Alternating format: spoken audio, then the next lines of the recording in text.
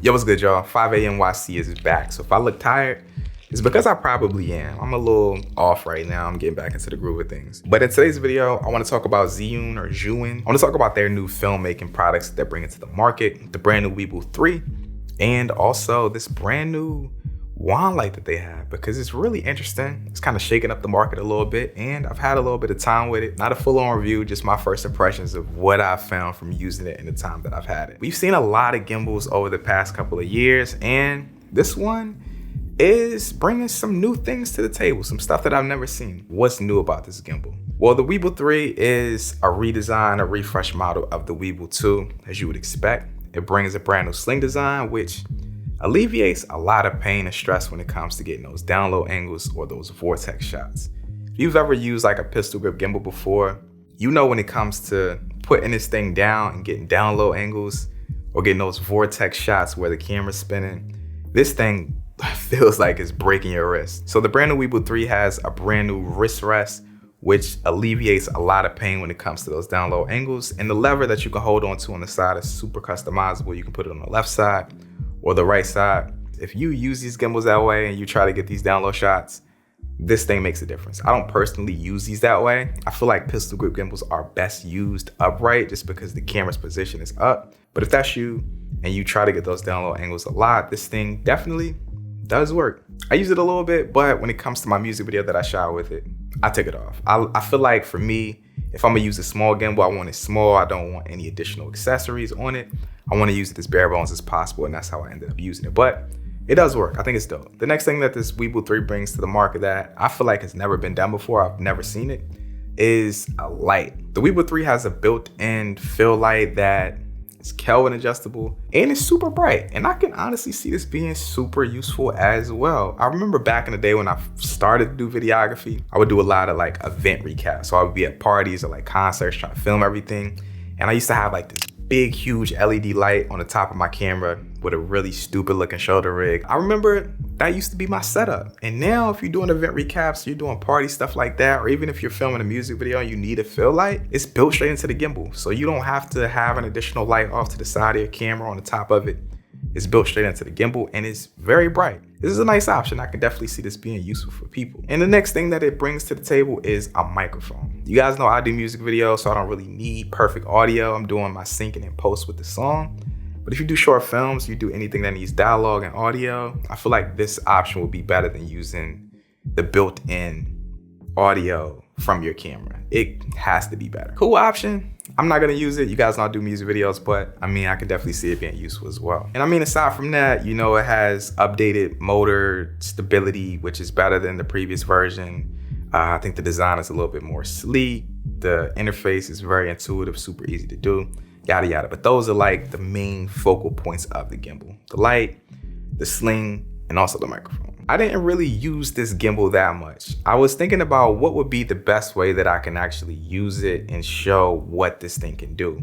And I was like, yo, a one-take music video would really showcase the true capabilities of this. So that's what I went to go do. I linked up with my homie A1 Haven and we shot a one take. We did a couple walkthroughs where we're trying to figure out the specific timing on how long the song is and where we're gonna have certain people post up in the video, because one takes need to be interactive to an extent. You wanna see an interactive environment, you wanna see parallaxing, you wanna see background shifts. It just keeps the video interesting when it's just one take throughout the entire video. I shot this a couple of times, and this is where like the first thing that I really noticed about this gimbal that I love. The fact that this thing is so lightweight.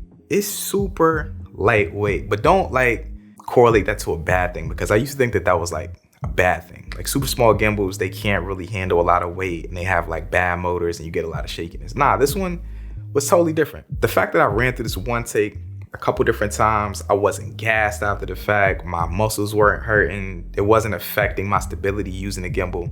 I love that. And this is probably the biggest reason why I feel like this will stay in my arsenal just for quick gimbal shots of music videos or just clean, smooth behind the scenes shots. The next thing that I noticed from this, to kind of piggyback off of the first thing, is that the motors and the smoothness on this gimbal is really good. Just reviewing the footage, it's so many different elevation levels that I'm going through while I'm filming this one take. I'm coming down the hill, I'm going down the alleyway. I'm stepping over wood blocks. I'm walking in the grass. I'm stepping down from wood blocks. I'm going behind fences. I'm going through so many different elevation changes. And when I'm looking at the footage, you can't even really see this. Now, I mean, you got to also equate this to the fact that like, I might just be good at using gimbals or bad. You know, you might think I'm horrible, but what I'm saying is just looking at the footage on playback, the motors, the smoothness of the gimbal, it's really solid. I was really surprised with the outcome that I got from this gimbal. Everything looked really good. And the third thing that I noticed about this gimbal is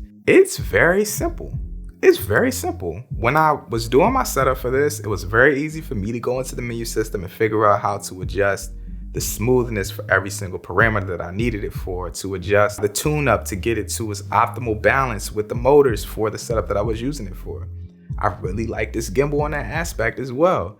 It has the quick release plate system. It has the lock axis. It has the trigger on the front. It has the roll wheel on the front that you would expect, that you can customize to different things. I use mine for roll. I like it. It's solid, man. I think it brings a lot of things that you expect from a gimbal and also improves on a lot of things that the previous model or some models don't do. I like it, man. I feel like I don't want to hype it up, but I really do like this gimbal a lot. It's small enough to make me want to bring it with me, but it's also powerful enough for me to want to actually use it. When I first got the gimbal, I tried to put the 16-35 on it because that's like always the test for me when it comes to these small gimbals.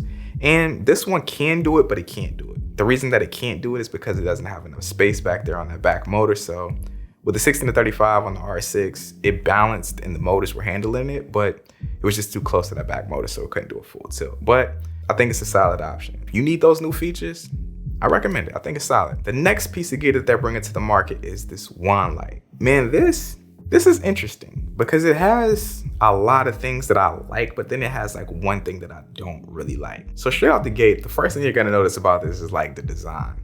This thing is sleek, man. We're so used to seeing these black lights that have like black plastic or black metal on them, but they just went totally opposite with it and came out the gate with a white light. It has these really huge fan grills on the back that you can't miss these. They're so big. The design is sleek. It has a nice little canvas on the front of it with the logo. It looks nice. The design is pretty clean. It got like Stormtrooper vibes to it. But aside from that, it has a super simple interface. It has a button, a scroll wheel. You turn it on and the interface is super clean. It's super easy. A couple things that this light can do, it can surf through a ton of different Kelvin temperatures, and it can also do a full HSI range for RGB. It's bright, has a built-in battery, it has a 1/4-20 thread. Basically what you would expect from pretty much any wand light out there. This thing's nice. It's bright, it can do RGB, Kelvin. It's what you would expect when it comes to a wand light. Now, the thing that I don't like about this light that I feel could be improved on is the fact that it doesn't have effects. I don't personally use effects that much, but I feel like that's just something that we've come to expect when it comes to new lights. We want cop car effect. We want strobe effect. We want HSI shifting with gradients. You know what I mean? Like, this is just something that we've come to expect. But man, I feel like it's a good option. It's a good option. I love wand lights because they're portable enough for you to want to use them. They're bright enough. I feel like the size of them is really nice if you want to get some accent lighting, or if you want to key. Like, I think they're dope, and I think the fact that they're bringing something to the market is good for us because with competition, us the consumers really win. So that's the new Zhiyun Weebill 3 and also their brand new wand light. The Weebill 3 also has a ton of different accessories for it. You guys know the transmission system, the follow focus, and all that sort of stuff like that. For me personally, I feel like with a small gimbal like this, I want to use it as bare bones as possible. I need to make it as least cumbersome as I possibly can, but if that's your thing, they have a ton of different accessories for that sort of stuff. I think the products are solid, man. So down in the description is going to be a link to those if you guys want to check them out. Do me a favor, man. Head down to the comment section and let me know. What do you guys think about these new products that Zhiyun is bringing to the market? I think it's dope, man. I think more options just makes it better for us. If you like these sorts of gimbals, you like this company, I think it's awesome, and I think that this gimbal's dope, and I'm gonna be keeping it. It's gonna be in my arsenal. Gonna get some really clean behind the scenes shots. I can't wait for you guys to see those in the near future. That's what it is. Drop this video a like if you enjoyed it. But with that being said, I'm out, y'all. Peace.